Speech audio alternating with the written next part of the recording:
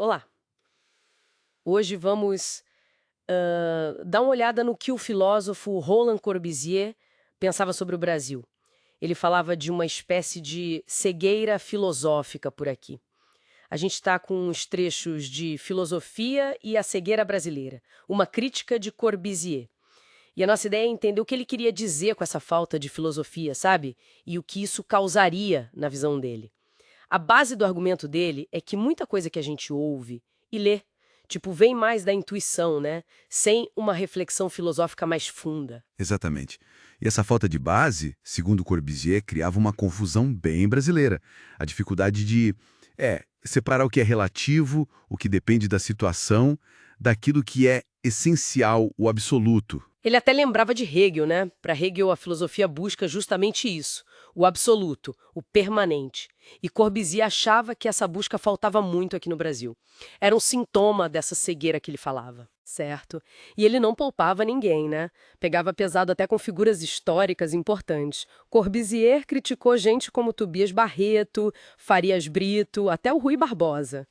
Pelo que eu entendi, ele os via mais como intelectuais com discursos ótimos, mas talvez superficiais.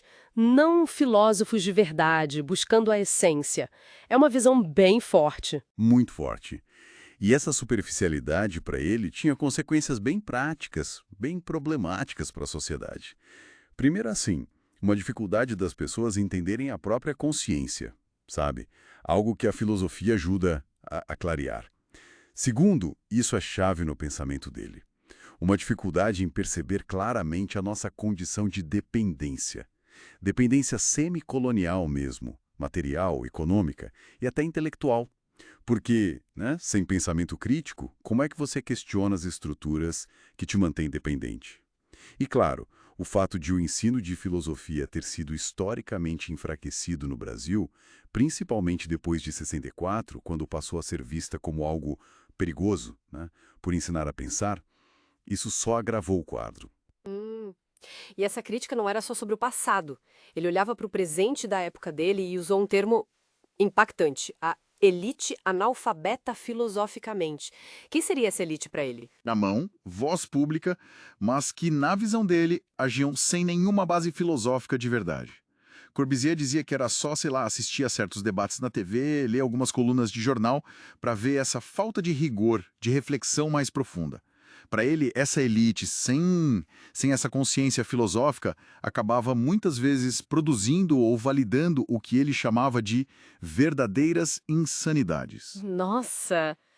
E o impacto disso seria em tudo, então, não só na política ou na academia. É isso que é fascinante, como ele via essa falta de filosofia respingando em tudo. No jeito de encarar o trabalho, na organização da sociedade, no direito, na política, como a gente entende o Estado, a história, até a tecnologia. Ele dava um exemplo interessante. A dificuldade que muita gente tinha, e talvez ainda tenha, né, de distinguir posições políticas básicas. O que é ser de direita conservadora, centro-reformista, esquerda revolucionária. Para ele, essa confusão toda era sintoma dessa névoa, dessa falta de ferramenta para analisar a realidade de um jeito mais estruturado. Mas ele não pintava um quadro sem esperança, né? Ele apontava alguma saída para isso. Sim, sim, apontava.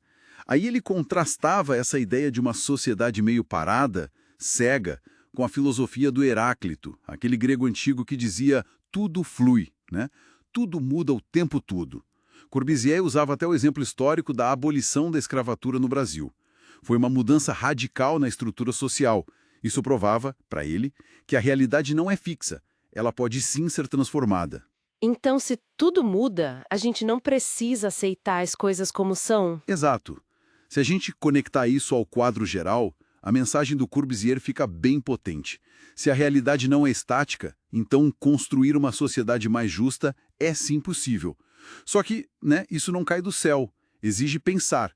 E pensar criticamente, ir além do óbvio, questionar o que está posto. Essa é a tarefa da filosofia na visão dele.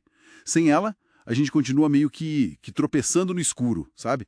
Preso na intuição, naquela cegueira que ele diagnosticou? É disso tudo. Basicamente, que para Corbusier, filosofia não era, de jeito nenhum, um luxo acadêmico ou algo distante.